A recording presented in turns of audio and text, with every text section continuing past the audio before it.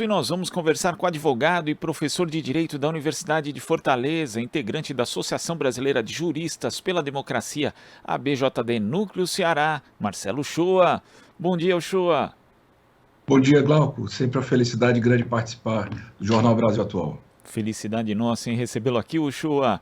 E o presidente Jair Bolsonaro fez ali na segunda-feira um encontro com embaixadores, no qual voltou a fazer ataques ao sistema eleitoral, questionou o judiciário, também promoveu ataques pessoais a ministros do Supremo Tribunal Federal, e muita gente está vendo o show aqui. Ele pode ter cometido crimes, não só crime de responsabilidade, como também crime comum nesse encontro. Quais tipos de delitos que Bolsonaro poderia ter cometido nessa fala dele aos embaixadores, Uchoa?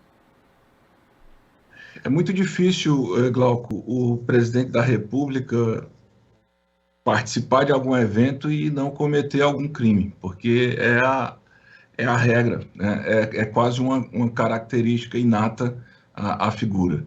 E neste evento em específico, o crime já começou ao convidar representantes estrangeiros para anunciar formalmente que, segundo a perspectiva dele, o Poder Judiciário Eleitoral brasileiro não serve, ele é falível para proceder ao acompanhamento das eleições e, logo, ele não tem responsabilidade nenhuma de reconhecer o resultado das eleições. Então, na verdade, ele anuncia um golpe, né, de forma formal para o mundo inteiro. E aí começa já com um crime pesado, né, de tentativa de abolir o Estado de Direito, porque as pessoas dizem assim, mas lá nos Estados Unidos o Trump também negou os resultados e tal, só que lá foi uma questão um pouco diferente, sabe, Glauco?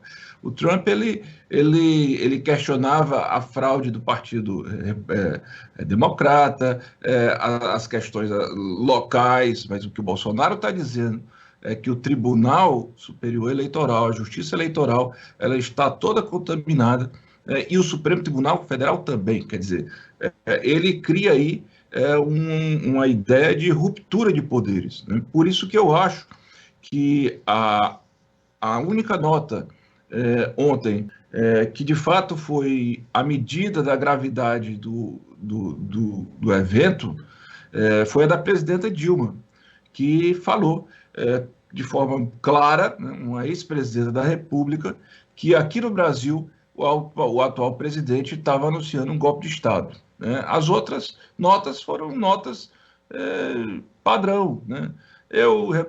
Nós reconhecemos a infalibilidade da urna eletrônica, nós temos a confiança na democracia brasileira, nós acreditamos na justiça eleitoral, mas nenhuma tocou no ponto certo, exceto a Dilma, de que o que aconteceu anteontem, foi o presidente da República anunciando que ia dar um golpe de Estado. Né? Aí você também tem outros crimes, né, Glauco, conjugados, porque, primeiro, a questão eleitoral, há quem diga que não é crime eleitoral porque as eleições ainda não começaram propriamente. Entretanto, apesar de ter convocado embaixadores para falar sobre o bicentenário, né, da independência do Brasil, ele falou sobre o processo eleitoral passado, se colocou como candidato nesse e falou do processo eleitoral futuro, falou como candidato. Então ele cometeu sim crime eleitoral, crime que deverá ser apurado, inclusive para inelegibilidade ou para não possibilidade de chapa, essas coisas precisam ser apuradas. Crime também de fake news, né? Pela mesma razão, o Daniel Silveira foi preso. Né? É claro que o Daniel Silveira utilizou um tom mais agressivo de ameaça direta a ministros do STF, de ameaça a filhos do ministro. Não foi o caso do que aconteceu anteontem. Mas anteontem, mais uma vez, o Bolsonaro mentiu ao falar que um hacker invadiu o sistema e que o fulano de tal teria ganho e não ganhou e não sei o que. Tá. Quer dizer, mentindo e descaradamente, pior, utilizando o canal da TV pública com dinheiro público, né, fazendo ali toda aquela sua encenação custeada pelo erário. Então aí você encontra crimes de responsabilidade, da probidade ou do crime contra os poderes, da independência dos poderes, ou mesmo da independência nacional, até crimes comuns que vão com relação a você ficar a violar o Estado de Direito, ou então propagar mentira, né, de forma desonesta, fake news e crimes eleitorais. O catálogo, Glauco, é grande, né? É grande. Agora, o que a gente não sabe é se irá para frente, porque boa parte dessas ações dependem do Procurador-Geral da República, que até agora não disse nada, né? Apesar de provocado, inclusive por vários, acho que 40 subprocuradores da República que disseram, olha, você tem que provocar o Supremo Tribunal Federal para investigar o que aconteceu anteontem. Investigar porque é o procedimento, mas aquilo ali foi ele é autoexplicável, né, Glauco? Uchoa, você sabe que eu escuto um podcast que, aliás, eu acho muito bom, que se chama Medo e Delírio em Brasília, onde se conta ali a trajetória daquilo que a gente vive hoje no cenário político brasileiro, né, desde meados de 2018, e quando é narrado esse tipo de episódio, como esse encontro com embaixadores ali de Bolsonaro, tem uma vírgula sonora, né, como se chama, que diz assim: oh não, mais um crime de responsabilidade? E de fato é isso, né? Dá para ser uma sessão, dá para ser uma editoria, dá para ser um resumo, crimes de responsabilidade da semana. O quão ruim é o show? A gente ri porque a gente aprendeu a rir da nossa tragédia, né? Mas o quão ruim é essa naturalização dos crimes de responsabilidade que são praticados de forma rotineira pelo presidente da República? Isso aí é que está, né, Glauco? Nós precisamos retirar essa pessoa do comando da nação, porque ele é um desagregador, ele é um desagregador de pessoas, ele é um desagregador de compreensões sobre regras de civilidade, ele é um desagregador de pontos de vista históricos, civilizatórios, ele só atrapalha. Quer dizer, ele é uma pessoa, pessoalmente, né, já não tem empatia, é má, não está preocupado com a vida, mas do ponto de vista do governante, ele veio foi para destruir mesmo, né? Porque, olha só, ele coloca na Fundação Palmares alguém que questiona a importância de Zumbi dos Palmares. Ele coloca no Ministério da Saúde uma pessoa que diz que não conhece o SUS, o general. Ele coloca na cultura alguém que questiona a Lei Rouanet, que conflita com todo o movimento de cultura nacional. Coloca na educação um grupo que quer destruir as bases da educação. Direitos humanos, eu não vou nem dizer nada. Um tratoraço na área do trabalho para entregar o trabalhador a um sistema pesadamente sem qualquer tipo de proteção laboral.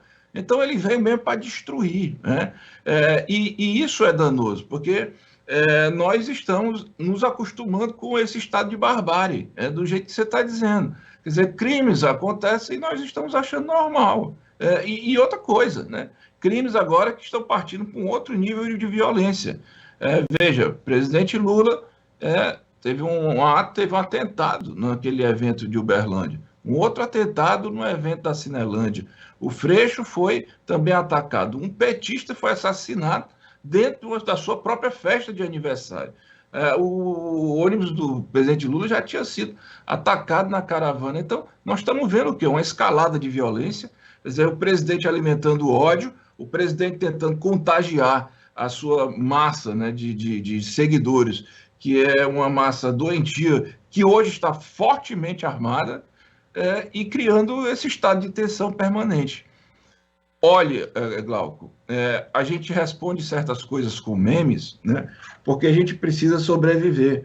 Mas o que ele fez anteontem foi dizer, olha, eu vou emplacar um golpe de Estado, né? Se essas eleições acontecerem, porque elas vão acontecer, eu vou perder. Né? Então, assim, tanto foi grave que o ministro Fachin, ao se referir ao evento, solicitou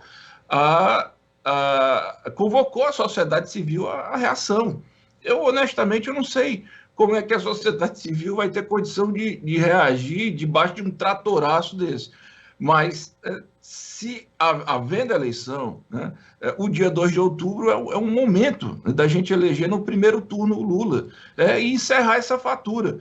Porque se for para o segundo turno 2 candidatos, aí ele vai ter mais motivo para dizer que aquela eleição foi fraudada. Ele vai dizer de qualquer maneira. Né? Ainda que o ministro Fachin dissesse, olha, é o seguinte, eu quero chamar o Exército todo, a Aeronáutica toda, a Marinha toda, todos os órgãos de segurança, eu quero vocês tudo aqui na minha sala e nós vamos aqui contabilizar esses votos, vai ser tudo impresso, do jeito que vocês querem. Mesmo assim, o Bolsonaro ele ia questionar. Por quê? Porque ele é contra eleições, ele é um ditador, ele é um déspota. Na verdade, o povo brasileiro deu a honra de governar a nação a uma pessoa muito perigosa, né? Que, na verdade, foi uma eleição que se sabe muito bem que ali sim conflitada, com muitas fake news, com fakeada, com um monte de coisa que só a história dirá, sem falar num todo um trabalho de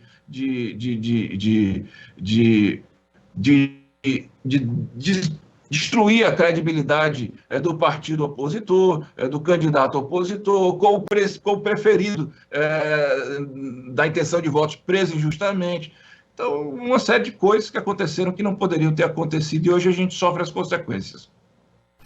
Agora, Uchoa, é interessante também, né? A gente vê esse exercício também que é rotineiro de dissonância cognitiva do presidente Jair Bolsonaro atacando, por exemplo, o ministro Edson Fachin, o ministro Luiz Roberto Barroso, que tem, na verdade, hoje constituído ali, digamos, alguma barreira a esse avanço de Bolsonaro contra a democracia, mas se a gente for ver lá atrás, né, o próprio ministro Edson Fachin votou pela prisão após condenação em segunda instância, Luiz Roberto Barroso era o presidente do TSE quando o tribunal contrariou uma recomendação de um comitê da ONU dizendo que o ex-presidente Lula tinha o direito de ser candidato em 2018, aquilo não ocorreu. O próprio Gilmar Mendes também, que hoje se posiciona contra a Lava Jato, na época ali em que o ex-presidente Lula ia ser ministro de Dilma Rousseff, ele impediu essa nomeação. Então, na prática, a gente vê esse estado de ruptura institucional, que não é algo que é imediato, que vem com um golpe, né, como era a moda antiga, embora haja essa ameaça hoje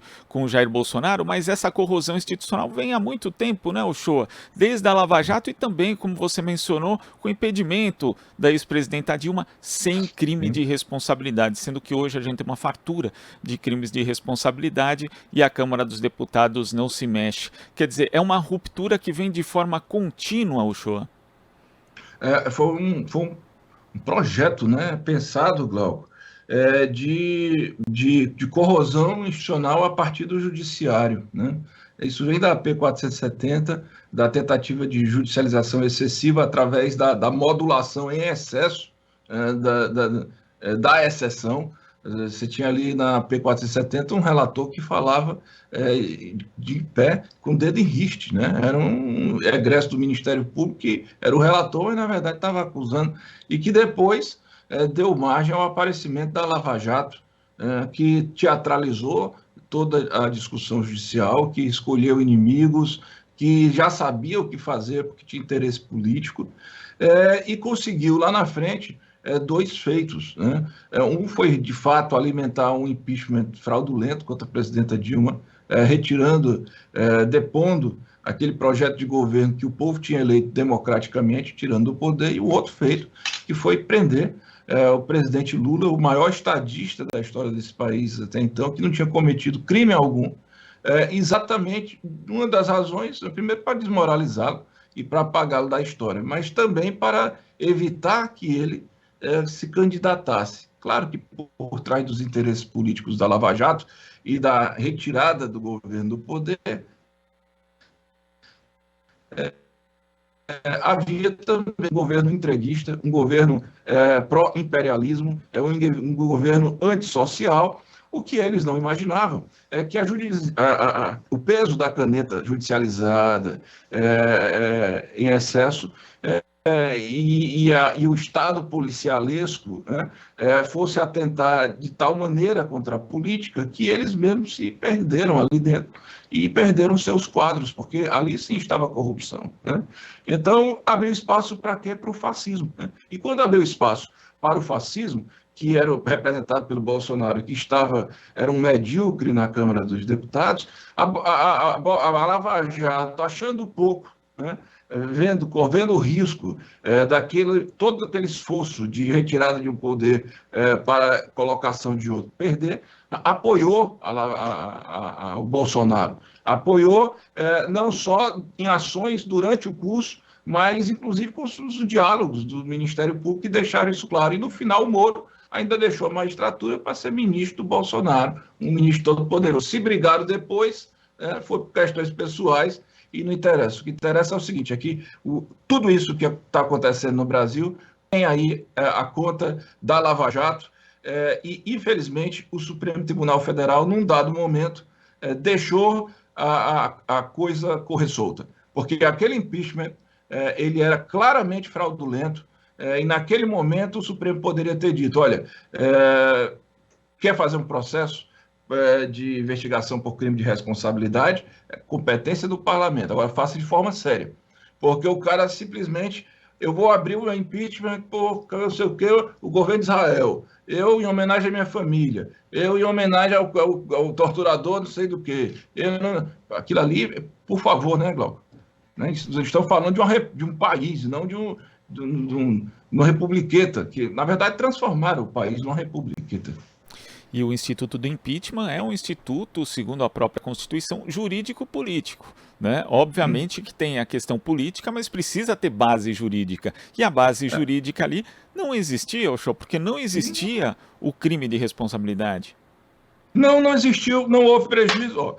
Houve uma utilização de orçamento antecipado que não foi imediatamente autorizado, que o Cunha não deixou, mas que depois foi autorizado pelo parlamento. Então, assim, a situação foi sanada. Aquele dinheiro ele não foi pegue e guardado no bolso, ele foi utilizado para o orçamento geral mesmo do país. E a pedalada fiscal também não foi crime nenhum, porque, na verdade, não tinha nenhuma operação financeira, era uma antecipação de crédito, uma medida tão normal que era praticado por praticamente todos os governos estaduais, e depois passou até, inclusive, a ser, digamos assim, legalizada mesmo, porque o Temer, que era o vice da Dilma, enquanto vice-presidente, tinha também praticado várias pedaladas fiscais. Quer dizer, a Dilma foi caçada por absolutamente nada, tanto não foi caçada por nada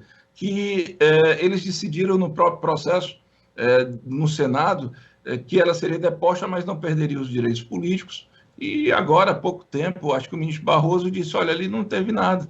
Quer dizer, simplesmente retiraram da presidência alguém que tinha sido eleita democraticamente pelo simples fato de que não gostavam daquela pessoa e achavam que eleitoralmente não ia conseguir vencê-la.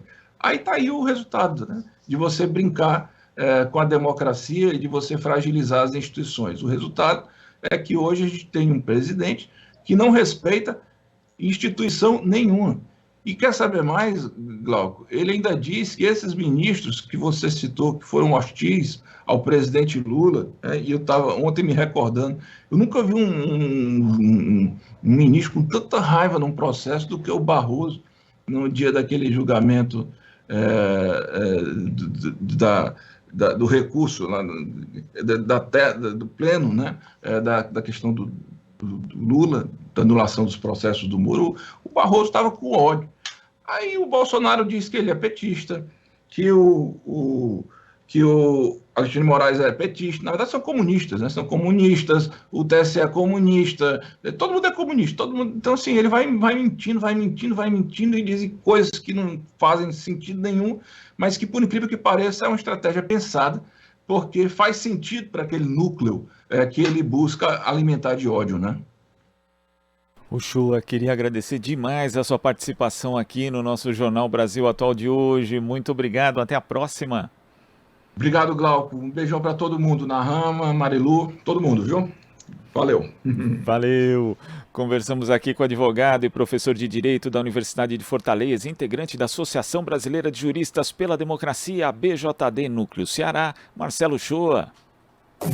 Você está ouvindo Jornal Brasil Atual. As notícias que os outros não dão.